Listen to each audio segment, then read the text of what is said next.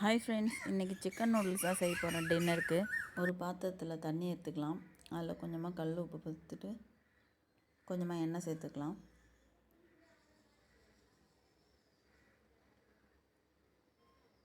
தண்ணி கொஞ்சம் ஹீட் ஆகட்டுன்ட்டு நம்ம வாங்கி வச்ச நூடுல்ஸை சேர்த்துக்கலாம்.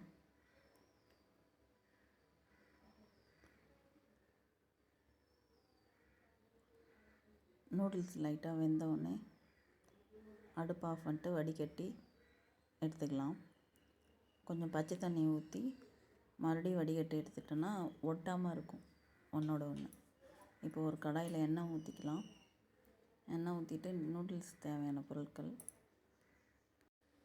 பெரிய வெங்காயம் ஒன்று கட் பண்ணதை சேர்த்துக்கலாம். 2 பச்சை மிளகாய் சேர்த்துக்கலாம். கட் பண்ணி வதக்கி விட்டுக்கலாம். இப்போ கட் பண்ணி வச்ச காய்கறியை சேர்த்துக்கலாம். கோஸு, கேரட்டு, குடமிளகாய் வதக்கி விட்டுக்கலாம்.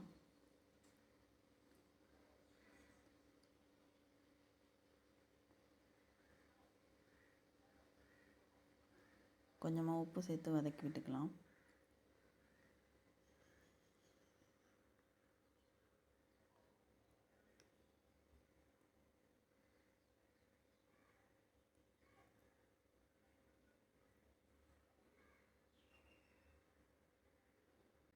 டொமேட்டோ சாஸும் ரெட் சில்லி சாஸும் சேர்ந்த மாரி சாஸ் வாங்கி வச்சுருக்கேன் நான்.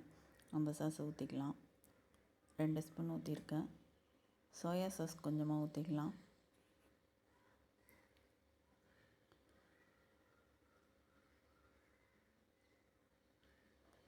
நூடுல்ஸ்க்கு தேவையான மசாலா 3 in 1 நூடுல்ஸ் மசாலான்னு விற்கும். அதை நான் ஒரு பாதி பாக்கெட் சேர்த்துருக்கேன். நல்லா மிக்ஸ் பண்ணிக்கலாம். வேக வச்சுருக்க நூடுல்ஸை இது கூட சேர்த்துக்கலாம்.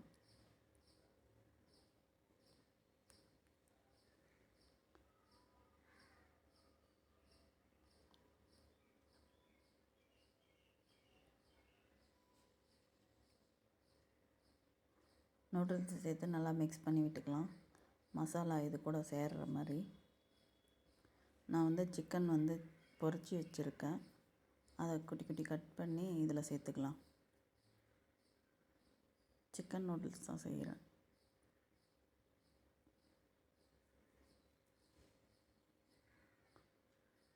நம்ம 65 போடுற மாதிரி போட்டுட்டு அதை கட் பண்ணி எடுத்துருக்கேன். கொஞ்சமாக பெப்பர் தூள் சேர்த்துக்கலாம். கொத்தமல்லி தழை கொஞ்சமாக சேர்த்துக்கலாம். நல்லா மிக்ஸ் பண்ணி விட்டுக்கலாம்.